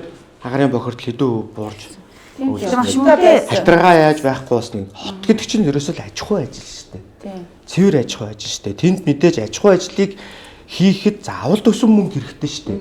Тэ? Бодлогоор жишээлбэл шал угааж болох уу? Цас арилгаж болох уу? Тэрний оронд тэр чинь шалны альчуур мөнгөөр худалдаж авах шалгуур ягаа аваачваа. Тэгэхээр би бол одоо яг мэдээж одоо энэ чинь альва асуудал бол улс төр гэж нэг юм байдаг. Альва улсад байдгаа дэлхийд өнөөдөр улс төр гэж байдаг. Өнгөрсөн цаг хугацаанд ч тэр улс төрийн шийдвэрээр дайн байлдаанд чиглэж ийсэн, дайн байлдаанд зогсож ийсэн. Тийм ээ? Өнөөдөр жишээлбэл Орос Украиний дайн улс төрийн шийдвэр. Тэр Ормозын хоолоо нээлээ хаалаа улс төрийн шийдвэр. Энтэй л үйл ажиллагаас Монголд ч бас өрнөөл явж байгаа зүйлүүд байна гэж харсан. Би бол тэр одоо махны нөөц тэр зүйлүүдээр махны үнэтэй холбоотой асуудлуудаар бол би нэг тийм Нямбатарыг чөлөөлчлээ ярьчлаа гэдэг тэр үндэслэл гэж би харахгүй байгаа. Учир юу гэвэл ер нь бол биш дээ альва асуудал. Өнөөдөр Монгол улсын үндсэн хуулинд хэнийг ч гимбуруутайг шүүх тогтоогоход гимбуруутай гэж тооцдоггүй. Өнөөдөр Нямбатарыг аль нэг хуулийн хэлтийн байгууллага гимбуруутай гэж тогтооцсон бол тэр тогтоо шийдвэрийг хармаар харсны дараа албан тушаалаас нь чөлөөлөх асуудлыг ярих хэрэгтэй юм байна гэж. Дистрал нь бол тийм бол байх болов уу гэж би бодоод байдаг. За гэтэл бол одоо яг тодорхой төвшин нэг л орой гинтхэн одоо ингээл чөлөөллөөгөө шийдвэр гаргасан. За одоо хуулиар олгогдсон одоо ерөнхий сайдын эрхийн асуудал одоо тэр зүйлүүд нь байгаа бол тэргүүрээ явсан юм байна даа л гэж одоо би харсан. За одоо тэгээд аливаа юмны ардаас тэгээд гоншгоноол ингээл олон юм яриад тах нөрөө илүү. Тэр үнийг хэр сайн ажилласан, ямар алдаа дутагдaltaй ажилласан гэдгийг нь бол одоо надаар хэлүүлдэггүй Улаанбаатарчуу зарим нь сайн зарим нь нүгдэг үнэлт өгөөд ингээд явж байгаа учраас ингээд болсон. За тэгээд өнөөдөр одоо ингээд дараагийн одоо хотын дараагаар манай намын залуу одоо боловсон хүчин 220 мянгатад өссөн хүн гэж. Пүрэв дав гэдэг залуу одоо нэрний твшээд ингээд явж байгаа. За би бол бас улс төрийн намд 20 орчим жил одоо бас ажиллаад бүх шатны одоо албан тушаалуудыг эрхлээд хамгийн сүүлд одоо бас үлдэрт албан тушаалыг эрхлээд ингээд явсныхаа хувьд одоо би пүрэв давгийг бол бас зөв сонголт байна гэж хувийнхаа хувьд бодсон. Нэгдүгээр залуу хүн ирч хүчтэй, хоёрт бол одоо залуу хүн гэлтгүүгээр одоо бас тодорхой төвшөнд энэ олон нийттэй ажлыг зохион байгуулах, аж ахуйн чиглэлийн үйл ажиллагаа хийх, дээр нь одоо бас боловсролын төвшин бас чамлагдахааргүй харилцааны соёл гэдэг зүйлийг бол өөртөө бас бүрэн суулгасан ийм болсон чинь гэж би харж байгаа. Тийм учраас одоо дараагийн хотын даргаыг бол бас Нямбатарын ажлыг унахгүйгээр, дордуулахгүйгээр одоо ажиллаж юм бүрэн боломж олцоотой хүн дамжигдах гэж байна, сонгогдох гэж байна л гэж би харж байна. Гэтэ ингээд танилцуулгуудын явж байгаа танилцуулгыг харахаар төрийн ажил хийсэн туршлага байхгүй. Тэ? Өөрөө ямар нэгэн одоо бизнес нийслэлийн эрдэнэ хурлын төлөөлөгчөөр тэргүүлэгчээр ажиллаж байсан. тэрийг одоо төрийн ажил гэх юм уу, сонголт ажил гэх юм уу юу гэх юм. Тэгээ улс төрийн ажил үстэй тий. За яг ер нь бол штэ төрийн албаны хууль, төрийн албаны журам гэдэг ингээд олон зүйлүүдээр ингээд байдаг. 220 мянгатад төрж өссөн хотын унган залуу гэдэг л одоо тийм хүн хотсаа өдөртөн гэж хөдөө өссөн хүмүүстэй ойр байсных нь хувьд гэдэг шиг. Тийм. Эсвэл хороолт өссөн хүн хотын даргуулж болохгүй юм уу? Айгу сонир логик ёо. Би одоо тэр 220 мэрийн сайн мэдэхгүй юм. Зүгээр Улаанбаатар хотын иргэн удирдах хэрэгтэй гэж зарим нэг хэсгийн ярьж байна. Зарим нь бол одоо тэгээд ийм хүн удирдах хэрэгтэй тэргээл олон л одоо хүн болгон л тодорхой төвшөнд өөрийнхөө бодлоор дүгнэлтээр одоо шаардлагуудаа тавьж байгаа. Гол нь тэр Улаанбаатар хотыг өнөөдөр тодорхой ажлын туршлага хуримтлуулсан харьцааны соёлтой боловсролын төвшин боломжтой хамгийн гол асуудал ёс зүйтэй. Ийм хүн өөрөө очиж Улаанбаатартай удирдах ёстой гэж би одоо хувийнхаа зүгээс бол харж байгаа. Тэрнээс одоо хороолт өссөн болохгүй 220 өссөн болно микро төссөн за яах вэ гэдэг байдлаар бол асуудал тань. Харьцааны соёлтой хүн гэснээс Нямбатар дараа харьцааны соёлгүй байсан. За өнөөдөр зүгээр шолоох хэлгээд манай нийгэм өөрөө тэр чигээрээ ёс суртахууны доголдолд орсон байгаа. Тэгээ одоо сүүлдээ бид нар ёс суртахуун, ёс зүй хоёрын хооронд нь ялгахаа байсан бэл. Төрийн төвшөндөө ч тэр. Ёс суртахууны доголдлыг өнөөдөр бид нар ёс зүйн зөрчилмөтээр авч үзээд хариуцлага тооцох асуудлыг хүртэл ярьж байгаа процесс өнгөрсөн хугацаанд гарлаа шүү дээ. Тийм учраас бол энэ зүйлүүдээр бид нар өнөөдөр энэ ёс суртахууны доголдолд юу нөлөөлж байгаагаа тогтоох ёстой. Эннээсээ бид нар яаж энэ доголдлоос гарах уу гэдэг бодлогыг боловсруулах хэрэгтэй юм байна л гэж одоо би бас харж байгаа. Би бас өмнө ёс зүйн байнгын орог жилэртээ удирдсан учраас одоо бас энэ зүйлүүдээр миний хийсэн судалгаа юмуд бас байд юм. Бачлан юм чи маань хувьд ямар бодолтой байна вэ? Ер нь хотын даргын хувьд одоо хотын иргэн хотын дарга өөртөө сонгох хэрэгтэй гэдэг байгаа шүү дээ. Та ер нь ямар хотын дарга Нямбатар даргаыг хэрэг би ч одоо эмч хүн анханасаа Острын чирээд ороход төгссөн атизмаар хүмүүжсэн ер нь намлам хоёроос жоохон хол байдаг юм даа. Үнээр хэлчих. Би бол өөртөө итгэдэг мөнх хөх тэнгэртээ итгэдэг аав ээж хоёртоо итгэдэг өглөө болгон мөнх хөх тэнгэртээр наранда их усан газар нутагт аав ээжтэй залбирдаг шүү. Надад өөр залбирдаг юм байхгүй. Острос хол. Гэхдээ өөрийн бодол бол би. Гэхдээ одоо энэ элбээ янз өөр юмтай хойлож явах. Тэгээ эрүүл мэндийн сайдаар бас мэрэгжлийн бос фонд томилогдлоо л бас нэг шүүмжил байсан. Тэр шинэ сайд нь хэр вэ? Ийм шүү. Яг нэг үгэлэхэд манай эрүүл мэндийн манай эмч сайд нар надад гомцохгүй байна. Яг нэг үгэлэхэд манай эрүүл мэндийн сайд байсан эрүүл мэндийн салбарын бус хүмүүс илүү сайн ажиллаж байсан шүү. Ламбаа сайд байна, Саран гэр сайд байна. Одоо манай энэ Бачуугар сайд чинь би уулзаж өнөөдөр ярьсан юмнуудыг бүгдийг тайлбарч хэлсэн. Айгүй сайхан хүлээж аваад ойлгоод бүр цаг гарантаа яриад асуугаад сургалаад айгүй тийм юмыг хүлээж авъя, юмыг мэдээ гэсэн ийм залуу хүний хэрэмжлэлээр байсан. Би бол элдв янзын одоо яг эрүүл мэндийн салбарт өөр гэсэн баг танилгүй шахун хүн сайд байсан дээр ч мэдэхгүй манай ангийн хүн, манай курсын залуу зэрэг ингээд бас нэг тойргийн юм яригдаад байдаг. Ер нь бол би эрүүл мэндийн сайд сайн менежер, сайн юмыг ойлгодог, ард олонныхаа өвчин зовлонг мэдхийг хүсдэг, тэрийг шийдвэрлэх юмсан гэсэн ийм сэтгэлтэй л хүн байгаасаа л гэж би бодсон. Ер нь бол тэгээд сайн менежер гэдэг дээр бол санал нийлжлээ. Гэхдээ одоо хэр сайн менежер юм бол тэгээд харуулах та тий хугацаа. Гэхдээ яг тэгээд залуу хүн сурна шүү дээ. За тэгээд бидний урилгыг хүлээ аваад хүрэлцэн ирж одоо тий харамгүй одоо мэдээлэл өгж ярилцсан хоёр зочинтой баярлалаа. Тэгээд завсарлах подкаст энэ удаагийн дугаараа өндөрлж байна. За баярлалаа.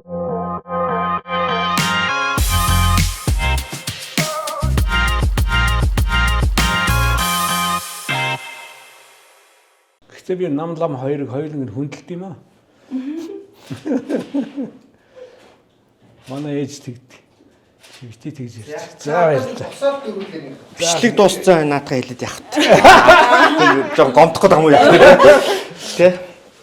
Сая тэгтээ нэг хөөрхөн ярьсан хулгай.